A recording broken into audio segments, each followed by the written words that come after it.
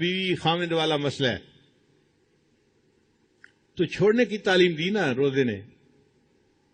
تو اس کا مطلب یہ کہ ان 4 عبادات میں 2 عبادات اصل ہیں، ایک نماز اور ایک حج، اور باقی 2 عبادات جو ہیں نا وہ ان کی مددگار ہیں. زکوٰۃ نماز کی مددگار ہے اور روزہ حج کے مددگار ہے. تو اصل نمایاں عبادات 2 بنی، ایک نماز اور ایک حج.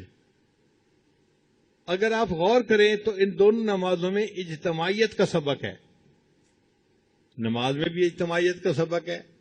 5 وقت ایک مرد اپنے گھر سے نکل کے مسجد میں آئے اور جماعت کے ساتھ نماز پڑھے. پھر 1 ہفتے کے بعد مسجد نہیں، محلے کے لوگ ایک جامع مسجد کے اندر آ کر نماز پڑھیں تو بڑا مجمع کر دیا گیا. پھر سال میں 2 مرتبہ شہر کے لوگ شہری سطح کے اوپر عید کی نماز کے لیے اکٹھے ہوں. تو دیکھو اجتماع بڑھاتے گئے. تو نماز کا مقصد بھی اجتماعیت سکھانا تھا اور حج کا مقصد بھی اجتماعیت سکھانا ہے. حج میں بھی اسی طرح ہوتا ہے.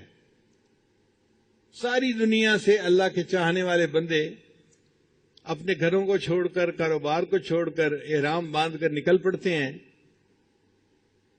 اور اللہ کے گھر کی طرف چل پڑتے ہیں. وہاں حرم میں کسی ایک ملک کے بندے نہیں آتے، کسی ایک قوم اور قبیلے کے بندے نہیں آتے. پوری دنیا سے ایمان والے سمٹ سمٹ کے یہاں آتے ہیں. لاکھوں کا مجمع ہوتا ہے وہاں پہ. تو اجتماعیت نماز میں بھی تھی اور اجتماعیت حج نے بھی سکھائی. مگر اس میں ایک مزے کی بات ہے کہ ایک ایسا وقت آیا کہ جہاں حج کے موقع پر حج کا اجتماع اور نماز کا اجتماع اکٹھا ہو گیا. عرفات کا میدان ہے، سب لوگ احرام باندھ کے جمع ہیں. اب وقوف عرفات کرنا ہے تو شریعت نے کہا کہ دیکھو ہم نماز کے ٹائم کو آگے پیچھے کر دیتے ہیں، تم وقوف کو آگے پیچھے نہیں کر سکتے. لہذا ظہر اور عصر ملا کے پڑھ لی اور جو مغرب کی نماز تھی اس کو عشاء کے ساتھ پڑھنے کا حکم دیا. ایک نماز کو وقت سے پہلے پڑھنے کا حکم دے دیا اور دوسری نماز کو وقت گزرنے کے بعد پڑھنے کا حکم دے دیا. اللہ کی شان ہے، جیسا حکم دے ہم تو ہم بندے ہیں، اس پر عمل کرنا ہے. مگر اللہ نے یہ دکھا دیا کہ دیکھو یہ دونوں عمل آپس میں اگر تقابل کرو گے تو نماز کی اجتماعیت بڑی عبادت ہے. ہم نے حج کی عبادت کو اپنی جگہ رکھا اور نماز کو آگے پیچھے کروا دیا. اور اصل دین اسلام کا جو پیغام ہے وہ بھی اجتماعیت ہے. وَاعْتَصِمُوا بِحَبْلِ اللَّهِ جَمِيعًا وَلَا تَفَرَّقُوا. اللہ کی رسی کو مضبوطی سے پکڑ لو اور الگ الگ نہ ہو جاؤ. جہاں انسان الگ الگ ہوتا ہے فَتَفْشَلُوا وَتَذْهَبَ رِيحُكُمْ. تم الگ الگ ہو جاؤ گے تو تمہاری ہوا اکھڑ جائے گی، کمزور ہو جاؤ گے. تو ہمیں چاہیے کہ بحیثیت ایک امت کے ہم ایک بن کر زندگی گزاریں. یہ جو بڑوں نے کہا ہے نا ایک بن کر زندگی گزارنا اور نیک بن کر زندگی گزارنا، یہ بڑی گہری بات کی گئی ہے. تو اب عبادات 4 تھیں جن میں ایک اعلی عبادت نماز نکلی اور زکوٰۃ اس کے لیے معاون نکلی. دوسری اعلی عبادت حج نکلی اور روزہ اس کے لیے معاون نکلا. اب یہ 2 عبادات اصل عبادات ہیں. ایک اور نقطہ بھی سمجھنے والا ہے کہ نماز کے اندر اللہ کی شان کبریائی کا اظہار ہے. اللہ تعالیٰ بڑے ہیں، اس لیے نماز میں اللہ اکبر اللہ اکبر اللہ اکبر اللہ اکبر. حدیث مبارکہ میں آتا ہے کہ مومن جب مسجد میں داخل ہو تو اس کے دل کے اوپر اللہ تعالیٰ کی جلالت شان کا اثر ہونا چاہیے. حضرت علی عنہ مسجد میں داخل ہوتے تھے، رنگ پیلا ہو جاتا تھا. کسی نے کہا حضرت بڑی بڑی جنگوں کے موقع پہ آپ نہیں گھبراتے اور مسجد میں جاتے ہوئے آپ پہ گھبراہٹ ہوتی ہے. وہ فرمانے لگے تجھے پتہ ہے میں کس شہنشاہ کے دربار میں داخل ہو رہا ہوتا ہوں؟ تو مومن یہ سمجھے کہ میں اس شہنشاہ حقیقی کے دربار میں داخل ہو رہا ہوں، لہذا مسجد میں داخل ہوتے ہوئے اس کے اندر عاجزیوں اور اللہ تعالیٰ کی کبریائی کا اس کے اوپر ایک غلبہ ہونا چاہیے. اس لیے نماز کو خشوع خضوع سے پڑھنا، اس کے ارکان کو تعدیل کے ساتھ ادا کرنا یہ ضروری ہے.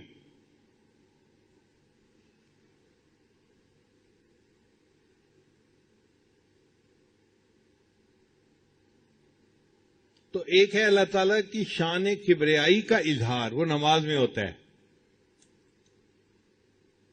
اور یہ نماز اتنی ضروری کہ فرمایا اگر تم حالت جنگ میں ہو، تم دشمن پہ حملہ کر رہے ہو، دشمن تمہارے اوپر حملہ کر رہا ہے، اس حال میں بھی تم اپنی نماز نہیں چھوڑ سکتے، ادا کرنی پڑے گی. شریعت نے طریقہ بتایا، کچھ لوگ نماز ادا کریں، کچھ لوگ دفاع کریں، پھر دفاع والے نماز ادا کریں اور باقی لوگ نماز ادا کر لیں. تو آپ دیکھو کہ جب کفر کے ساتھ قتال ہو رہا ہے اس وقت بھی اگر نماز کو چھوڑنے کی اجازت نہیں تو پھر اس سے زیادہ اہمیت اور کیا بتائی جا سکتی ہے. اسی طرح حج اللہ تعالیٰ نے فرض فرمائی. جو صاحب نصاب بندہ ہو زندگی میں ایک مرتبہ اس کے اوپر حج کرنا فرض ہے. حج میں اللہ تعالیٰ کی شان دل ربائی کا اظہار ہے. اللہ تعالیٰ کی جو صفات ہیں نا وہ دو طرح کی ہیں. ایک اللہ تعالیٰ کی جلال کی صفات ہیں اور ایک اللہ تعالیٰ کی جمال کی صفات ہیں. وہ بڑا بھی ہے اور بہت پیارا بھی ہے. تو بڑے ہونے کی وجہ سے اس کے جلال کا ایک انداز ہے اور پیارا ہونے کی وجہ سے اس کے اندر محبوبیت کا بھی اثر ہے. تو اللہ تعالیٰ نے نماز کو اپنے جلال کے اظہار کے لیے بنایا اور اللہ نے حج کو اپنے جمال کے اظہار کے لیے بنایا. حج میں کیا ہوتا ہے؟ ایک محب اپنے محبوب کے گھر کی طرف جا رہا ہوتا ہے، وہ چھوڑ دیتا ہے سب کچھ، چھوڑ دے ساری دنیا کسی کے لیے. حاجی کیا کرتا ہے؟ ساری دنیا، سب کاروبار، سب میٹنگ، سب کام کاج، فیکٹری بند کر کے چھوڑ کے کسی کے حوالے کر کے گھر سے چل پڑتا ہے. اب جب چلتا ہے تو بھائی کہاں جا رہے ہو؟ جی میں محبوب کو ملنے جا رہا ہوں. تو بھائی محبوب کو ملنے کے لیے زبان سے بھی تو اظہار کرو نا. جی میں کہہ رہا ہوں لبیک اللہم لبیک. لبیک کا کیا معنی؟ اے میرے محبوب میں حاضر، حاضر خدمت میں آپ کا ہوں. لبیک اللہم لبیک، لبیک لا شریک لک لبیک، ان الحمد والنعمت لک والملک لا شریک لک. اللہ کوئی تیرا شریک نہیں، جیسا محبوب تو ہے ایسا کوئی اور محبوب دنیا میں ہے ہی نہیں. بس میں آپ کے در پہ جھکنے کے لیے اپنے گھر سے چل پڑا ہوں.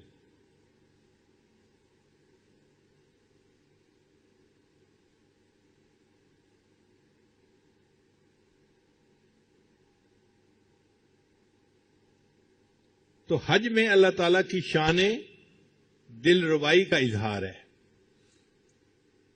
اب عموماً دیکھا گیا ہے کہ مہمان بہت سارے آنے ہو نا تو ان کو پہلے کسی ایک جگہ اکٹھا دیا جاتا ہے اور پھر ان کو اصل جگہ پہ لایا جاتا ہے. اللہ تعالیٰ نے بھی ایسے کیا. میرے بندو آ جاؤ اور مینا کے اندر تم اپنا قیام کر لو. جب اکٹھے ہو جاؤ گے تو پھر 8 ذی الحجہ کو 5 نمازیں مینا میں ادا کرنا اور پھر 9 ذی الحجہ کی جو صبح ہوگی اس کو تم مینا سے چل کے عرفات میں اکٹھے آ جانا. اب حاجی لوگ پہلے مینا میں اکٹھے ہوتے ہیں اور پھر وہاں سے چل کے عرفات میں جاتے ہیں. اور عرفات میں اللہ نے جو عبادت حج کی بنائی وہ دعا مانگنا بنائی. اگر اللہ تعالیٰ چاہتے تو 2 رکعت نماز کو حج بنا دیتے، اللہ کے اختیار میں تھا، مگر ہمارے لیے مصیبت ہو جاتی۔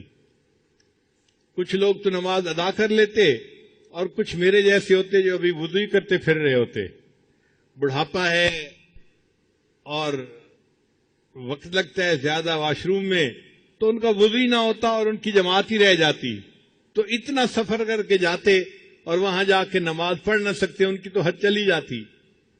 پھر لاکھوں عورتیں ہوتی جو اپنے گھروں سے اتنا خرچہ کر کے وہاں جاتی اور ان دنوں میں انہوں نے نماز پڑھنی نہ ہوتی، ان کی بھی نماز رہ جاتی، تو حج تو رہ جاتا۔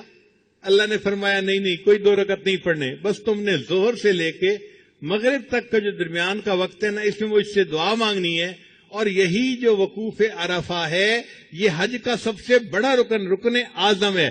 جس نے اس کو ادا کر لیا، الحج العرفہ، اس نے گویا حج کو ادا کر لیا۔ تو وقوف عرفہ میں کیا کرتے ہیں؟ دعا مانگتے ہیں۔ لاکھوں بندے، مختلف قبیلے ہیں، مختلف رنگ ہیں، مختلف زبانیں ہیں، سب ایک جگہ پر اکٹھے ہیں اور اللہ کے سامنے اپنی فریادیں پیش کر رہے ہیں، اللہ سے دعائیں مانگ رہے ہیں۔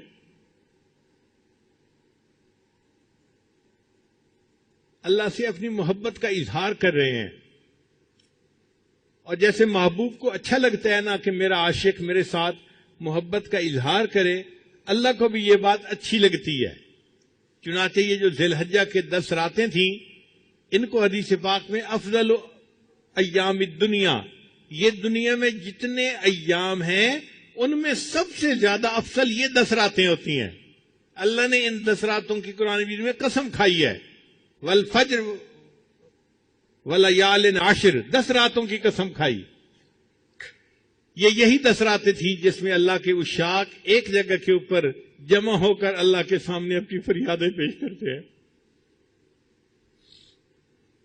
تو حج میں اللہ تعالی کی شان دلربائی کا اظہار ہے، اور نماز میں اللہ تعالیٰ کی شان کبریائی کا اظہار ہے، اور یہ واقعی محبت ہی کا تعلق ہے کہ بندہ اللہ کے گھر میں جاتا ہے اور وہاں جا کے جو مانگتا ہے اللہ اس کو عطا فرماتے ہیں۔ چنانچہ حدیث پاک میں آتا ہے کہ جس بندے نے حج کر لی، رجع کیوم ولدت امہ، وہ اس طرح اپنے گھر واپس لوٹتا ہے جیسے اس دن پاک تھا جب اس کی ماں نے اس کو جنم دیا تھا۔ پیدا ہونے والے دن جس طرح بچہ پاک ہوتا ہے گناہ سے، یہ حج کرنے کے بعد اس طرح گناہ سے پاک ہو کے واپس آ رہا ہے۔ اتنا بلند مرتبہ کر دیا، اتنا اجر عطا کر دیا۔ اس لیے نبی علیہ السلام فرماتے ہیں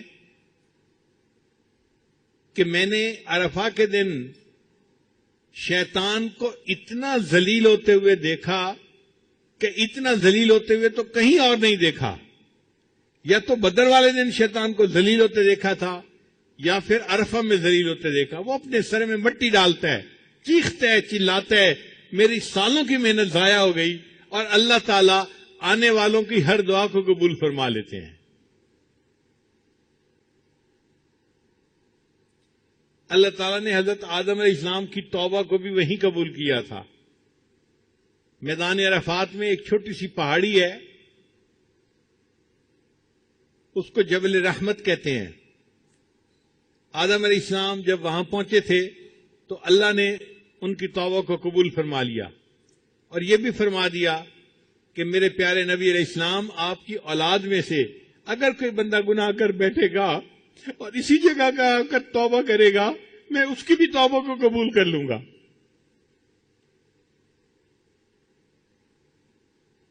تو وقوف عرفہ کی یہ نعمت ہے جو اللہ تعالیٰ جس کو چاہتے ہیں عطا فرما دیتے ہیں۔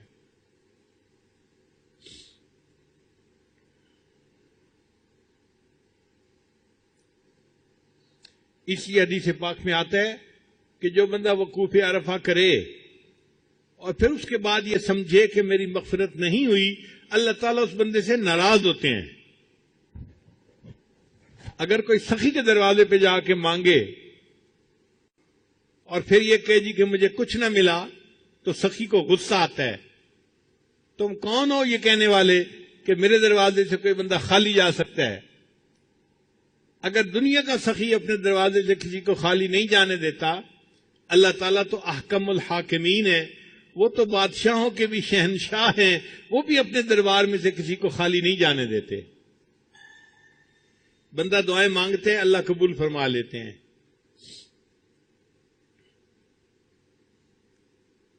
اچھا، اتنا کافی تھا کہ گئے اور وہاں پہ دعا مانگ لی، وقوف عرفہ ہو گیا؟ فرمایا نہیں، ابھی کام مکمل نہیں ہوا، ابھی تو تم نے صرف میرے ساتھ محبت کا اظہار کیا ہے، ایک میرا دشمن بھی ہے، اب اس دشمن کے ساتھ تم بیزاری کا اظہار بھی کرتے جاؤ۔ یا اللہ کیسے کرے؟ عرفات سے واپس مینا میں آؤ، اب 3 دن مینا میں رہو، اور 3 جگہ پر شیطان کے پلر بنے ہوئے ہیں، جاؤ اور ان کو کنکریاں مارو۔ یہ جو کنکریاں مارنا ہے یہ شیطان سے بیزاری کا اظہار ہے، برات ہے۔ اے اللہ، ہم اس مردود دشمن کو کنکریاں مار رہے ہیں اور ہم آپ کے ساتھ محبت کا اعلان کر رہے ہیں۔ حدیث مبارکہ میں ہے کہ شیطان کو ہر کنکری مارنے پر اتنا بڑا گناہ اللہ معاف کر دیتے ہیں، اگر وہ معاف نہ ہوتا اس بندے کے لیے یقیناً جہنم میں جانے کا سبب بن جاتا۔ اتنا بڑا گناہ ایک کنکری مارنے پہ معاف ہوتا ہے۔ اب 3 دن میں اوپر نیچے تقریباً 70 کنکریاں مارنی ہوتی ہیں، اس کا مطلب یہ ہے کہ 70 بڑے بڑے گناہ کنکریوں کے مارنے سے معاف ہو جاتے ہیں۔ اللہ ہم نے شیطان کو کنکریاں مار کے اظہار کر دیا کہ آپ سے ہم محبت کرتے ہیں۔ ہم نے میدان عرفات میں دامن پھیلا کے دعائیں مانگ کے یہ بات پوری کر دی تھی، اور اب آ کے ہم نے آپ کے دشمن سے اپنی بیزاری اور دشمنی کا اظہار کر دیا۔ اللہ یہ آپ کا بھی دشمن ہے، ہمارا بھی دشمن ہے۔ اے اللہ اور کیا کرے؟ فرمایا دیکھو ایک اور بھی دشمن ہے، وہ ہے تمہارا نفس۔ اب اس نفس کی خواہشات پہ بھی چھری پھیرو۔ یا اللہ اس کا طریقہ کیا ہے؟ میرے بندو، ایک جانور قربان کرو۔ تم ظاہر میں جانور کے گلے پہ چھری پھیر رہے ہوگے، مگر دل میں یہ نیت کرنا کہ ہم اپنے نفس پر چھری پھیر رہے ہیں اور نفس کی تمام خواہشات کو اللہ کے لیے چھوڑ رہے ہیں۔ اب جب قربانی بھی کر لی، اللہ فرماتے ہیں اب تم نے محبت کا کامل اظہار کر دیا، اب آؤ میرے دیدار کے لیے، کیونکہ میں تمہارا دل ربا ہوں نا، میرے اندر شان دل ربائی ہے، محبوبیت ہے۔ اب آؤ اور کیا کرو؟ طواف زیارت کرو۔ طواف زیارت کا مطلب ایسا طواف جس میں بندے کو اللہ تعالیٰ کی تجلیات کی زیارت نصیب ہوتی ہے۔ آنکھ والا تیرے جوبن کا تماشا دیکھے، دیدہ کور کو کیا آئے نظر کیا دیکھے۔ ہم اندھے لوگ ہیں، باطنی طور پہ ہم کیا دیکھیں گے تجلیات کو، لیکن جو اہل دل ہوتے ہیں اللہ ان کو اس موقع پہ اپنی تجلیات دکھا دیتے ہیں۔ تو یہ گویا حج جو تھا یہ اصل میں اللہ کا دیدار کرنا تھا دنیا میں، اللہ کے چہرے کا دیدار نہیں، اللہ کی تجلیات کا دیدار کرنا تھا۔ چنانچہ حج کے 2 بڑے رکن ہیں، ایک وقوف عرفہ اور دوسرا طواف زیارت۔ جس بندے نے یہ 2 ادا کر لیے اس نے گویا حج ادا کر لیا۔ اب یہ واپس آئے اپنے ملک کی طرف، اپنے گھر کی طرف، تو بخشا بخشایا واپس لوٹ آئے گا۔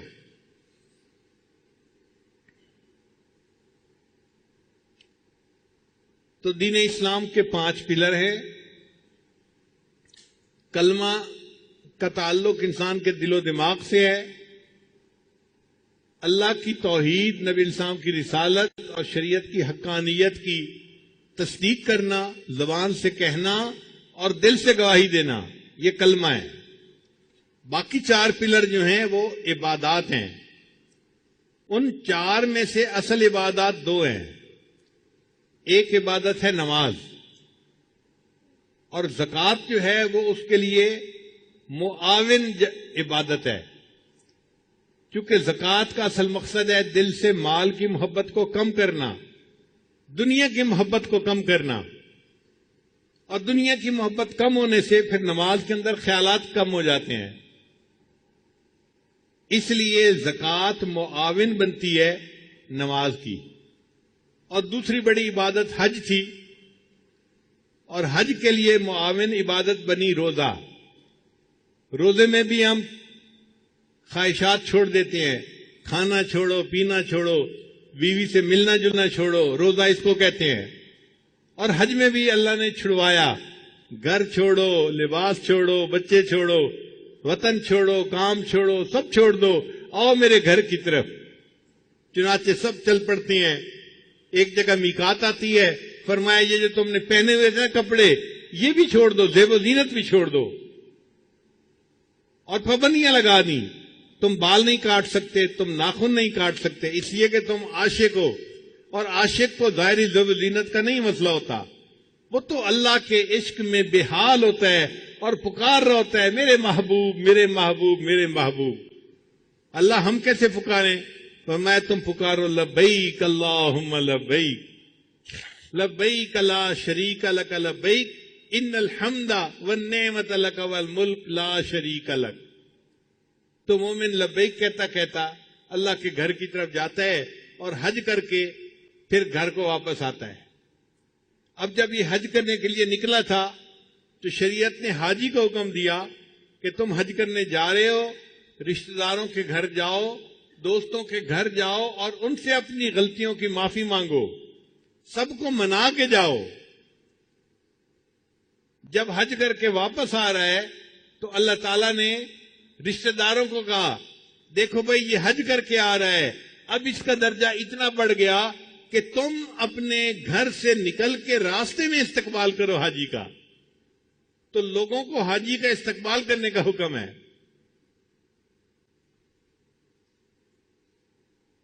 ایک حدیث پاک میں ہے جو بندہ حج کرتا ہے اگر وہ کبیرہ گناہ کا ارتکاب نہ کرے تو حج کے 4 مہینے بعد تک اللہ اس کی ہر دعا کو قبول فرماتے ہیں.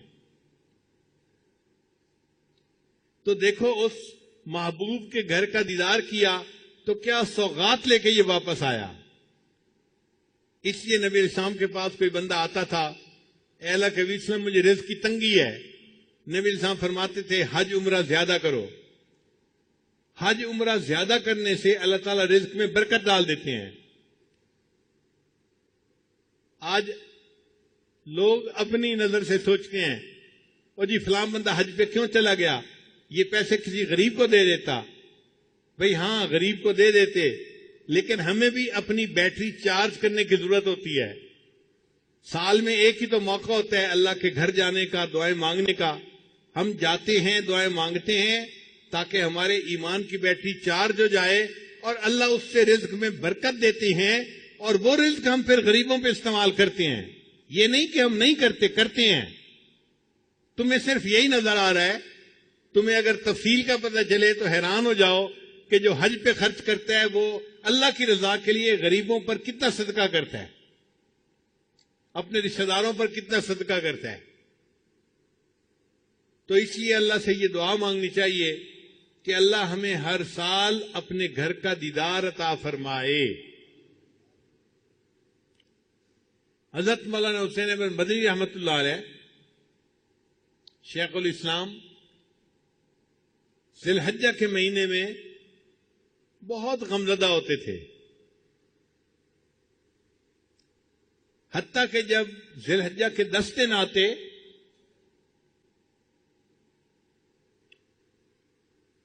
وہ کسی سے زیادہ بات چیت نہیں کرتے تھے، خاموش رہتے تھے اور ہر وقت توجہ اللہ رجوع اللہ کی کیفیت ہوتی تھی. اور کئی مرتبہ تو ایسے ہوتا تھا کہ کھانا کھاتے کھاتے ایک ٹھنڈی آ لیا کرتے تھے اور کہتے تھے معلوم نہیں عشاق کیا کر رہے ہوں گے کہ ساری دنیا سے اللہ کے چاہنے والے، اللہ کے عاشق اللہ کے گھر میں اس وقت جمع ہیں. معلوم نہیں کوئی طواف کر رہا ہوگا، کوئی حجر اسود کو بوسہ دے رہا ہوگا، کوئی مقام ابراہیم پہ نفل پڑھ رہا ہوگا، کوئی عرفات کے میدان میں اس وقت بیٹھا ہوا دعائیں مانگ رہا ہوگا. معلوم نہیں عشاق کیا کر رہے ہوں گے. دل تڑپتا تھا کاش کہ میں بھی وہاں ہوتا. جسم گھر میں ہوتا تھا اور دل حجاج کے ساتھ اٹکا ہوا ہوتا تھا. دل کہہ رہا ہوتا تھا اجازت ہو تو آ کر میں بھی شامل ان میں ہو جاؤں، اجازت ہو تو آ کر میں بھی شامل ان میں ہو جاؤں. سنا ہے کل تیرے در پر ہجوم عاشقاں ہوگا. اے اللہ کل آپ کے در پر آپ کے عاشق اکٹھے ہوں گے میدان عرفات میں، اجازت ہو تو میں بھی ان عاشقوں میں آ کے شامل ہو جاؤں.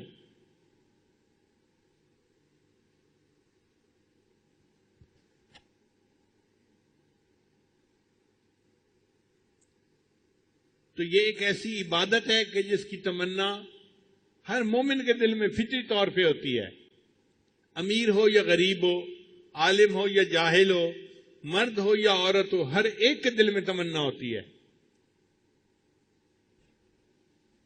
اللہ تعالی ہم سب کو اپنی زندگی میں بار بار اپنے گھر کا دیدار عطا فرمائے اور اپنے محبوب صلی اللہ علیہ وسلم کے در کی قبولیت والی حاضری اللہ بار بار نصیب فرمائے.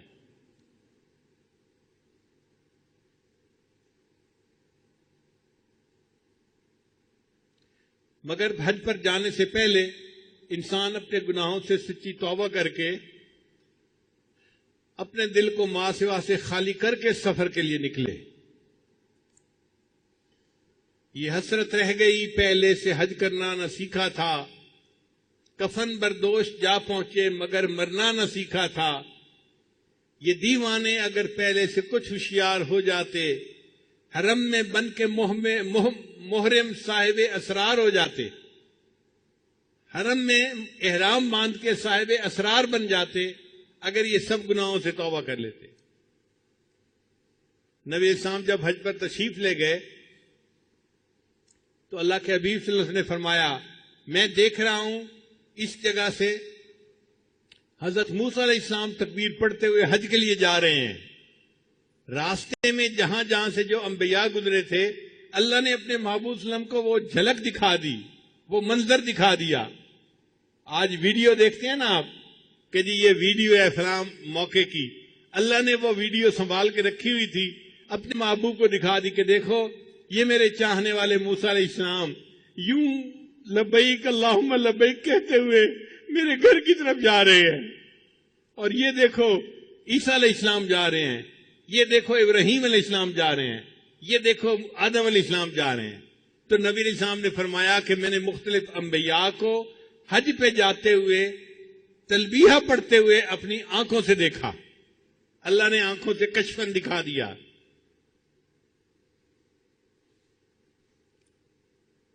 اس کے لیے دعائیں مانگیں، اور جب کسی حاجی کو رخصت کرنے کا موقع آئے تو خوب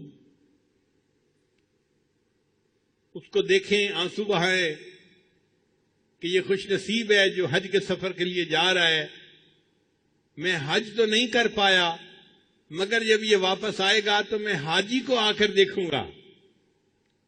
ہمارے حضرت رحمۃ اللہ فرمایا کرتے تھے کہ شروع میں میرے اوپر تنگی کے حالات تھے تو میں حج پہ نہیں جا سکتا تھا مگر میں حاجی کیمپ چلا جاتا تھا، اور جو حجاج رخصت ہو رہے ہوتے تھے میں ان کو آنسوؤں سے الوداع کرتا تھا اور اللہ سے دعائیں مانگتا تھا.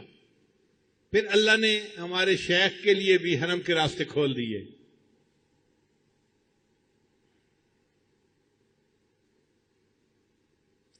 حضرت خواجہ عبد المالک صدیقی رحمۃ اللہ علیہ کو خواب میں نبی علیہ السلام کی زیارت نصیب ہوئی. اللہ کے محبوب صلی اللہ علیہ وسلم نے فرمایا عبد المالک ہمیں ملنے نہیں آتے. عرض کیا اے اللہ کے حبیب صلی اللہ علیہ وسلم دل تو بڑا چاہتا ہے، میرے پاس وسائل نہیں ہیں، پیسے نہیں ہیں کہ میں آ سکوں. تو جب یہ کہا تو نبی علیہ السلام نے خواب میں فرمایا اچھا ہم کہہ دیں گے، اچھا ہم کہہ دیں گے. پھر اس کے بعد ہر سال جب حج کا موقع آتا کہیں نہ کہیں سے حضرت کو حج کی دعوت ملتی کہ جی ہم ٹکٹ بنوا دیتے ہیں، خرچہ کرتے ہیں، آپ جائیں حج کر کے آئیں. زندگی کے 27 سال حضرت زندہ رہے اور آپ نے اس کے 27 سال اس کے بعد 27 مرتبہ حج ادا کیا. ان کے حالات زندگی میں لکھا ہے کہ جب وہاں جاتے تھے تو صدیقی نسبت تھی، سیدنا صدیق اکبر کی اولاد میں سے تھے. جب ان کو سلام پڑھا کرتے تھے تو سلام کا جواب سنا کرتے تھے، وعلیکم السلام یا ولدی، اے میرے بیٹے وعلیکم السلام. ساری زندگی سلام پڑھتے تھے، جواب سنتے تھے، جواب سنتے تھے. جب آخری مرتبہ حج کیا تو سیدنا صدیق اکبر کی طرف سے آواز آئی وعلیکم السلام، اور جو بیٹے کہا کرتے تھے وہ نہیں کہا گیا. تو حضرت کو اسی وقت پتہ چل گیا کہ اب مجھے لوٹ کے نہیں آنا، یہ میں آخری حج ہوں جو کر کے اپنے رب کے پاس چلا جاؤں گا.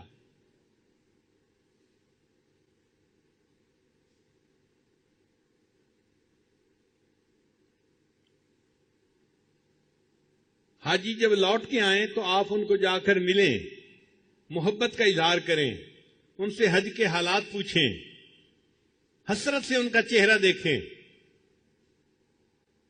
میں اگر بیت اللہ کو جا کے نہیں دیکھ سکا، یہ بندہ تو دیکھ کے آیا ہے نا، میں اس کو تو دیکھ سکتا ہوں. اس طرح اللہ تعالیٰ آپ کے لیے بھی حج کے راستے ہموار فرما دیں گے. نبی علیہ السلام جب معراج پر تشریف لے گئے تو آپ جب معراج سے واپس تشریف لائے تو حدیث پاک میں آتا ہے کہ حضرت موسیٰ علیہ السلام راستے میں انتظار کر رہے تھے. ملاقات ہوئی، موسیٰ علیہ السلام نے پوچھا، اے اللہ کے حبیب صلی اللہ علیہ وسلم، اللہ نے آپ کو کوئی تحفہ دیا؟ نبی علیہ السلام نے فرمایا، مجھے 50 نمازوں کا تحفہ ملا. عرض کیا، اے اللہ کے محبوب صلی اللہ علیہ وسلم، میری امت پر چند نمازیں فرض تھیں اور ان کے لیے وہ نمازیں پڑھنی بھی مشکل ہو گئی تھیں. یہ 50 نمازیں تو ٹو مچ ہیں، آپ اللہ کے حضور جا کے عرض کریں کہ اس میں کچھ ڈسکاؤنٹ دے دیں، کم کر دیں. چنانچہ نبی علیہ السلام نے بار بار اللہ کی خدمت میں عرض کی، اللہ نے 50 کو 5 بنا دیا. اے میرے محبوب، تیری امت 5 نمازیں ادا کرے گی، میں ان کے نامہ اعمال میں 50 نمازیں ادا کرنے کا ثواب لکھوا دوں گا. تو علماء نے یہاں نقطہ لکھا ہے کہ بھائی انبیاء تو اور بھی تھے، حضرت موسیٰ علیہ السلام نبی علیہ السلام کا راستے میں بیٹھ کے انتظار کیوں کر رہے تھے؟ تو علماء نے اس کا جواب یہی دیا ہے. وہ کہتے ہیں کہ دیکھو، انبیاء میں حضرت موسیٰ علیہ السلام کو اللہ نے طور پر بلا کر، کوہ طور پر بلا کر ہم کلامی کا شرف عطا کیا تھا.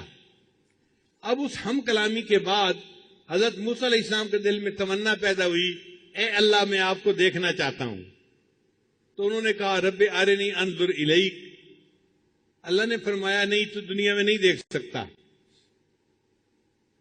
پھر اللہ تعالیٰ نے طور پر تجلی ڈالی، فخر موسیٰ صاعقہ، موسیٰ علیہ السلام بے ہوش ہو کے گر گئے.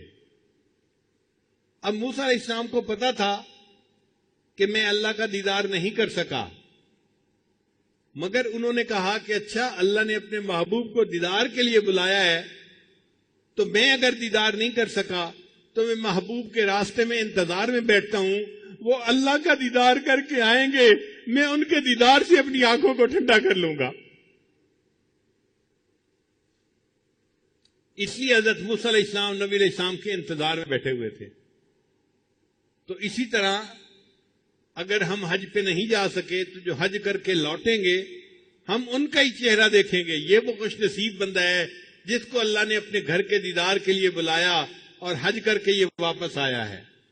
انشاءاللہ جب حج کے دنوں میں دعائیں مانگیں گے اور دل میں تمنا رکھیں گے اور حاجی کو محبت سے رخصت کریں گے اور واپسی پر حسرت کے ساتھ استقبال کریں گے، اس عمل کی وجہ سے اللہ تعالی ہم مسکینوں کے لیے بھی حج کرنا آسان فرما دیں گے. اللہ تعالی ہم سب کو حج کی توفیق عطا فرمائے. وآخر دعوانا ان الحمد للہ رب العالمین.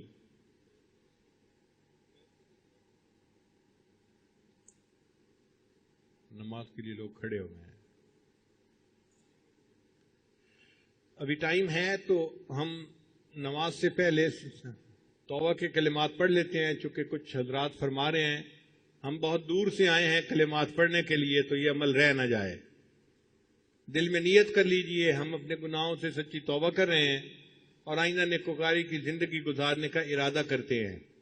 یہ کلمات سچے دل کے ساتھ پیچھے پیچھے پڑھتے جائیے۔ بسم اللہ الرحمن الرحیم، لا الہ الا اللہ